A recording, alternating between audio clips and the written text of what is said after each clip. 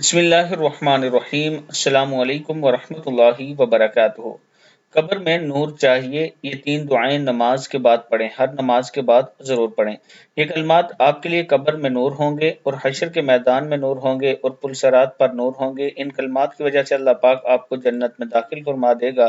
तो दोस्तों, आपने इन 3 दुआओं को कोशिश करके हर नमाज के बाद ज़रूर पढ़ना है।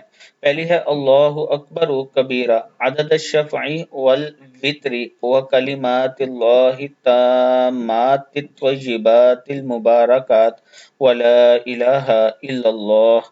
अल्लाह ताला हम सबको भी इस पर अमल करने की तौफीक दे। वीडियो को आप दोस्तों ने आगे ज़रूर शेयर करना है।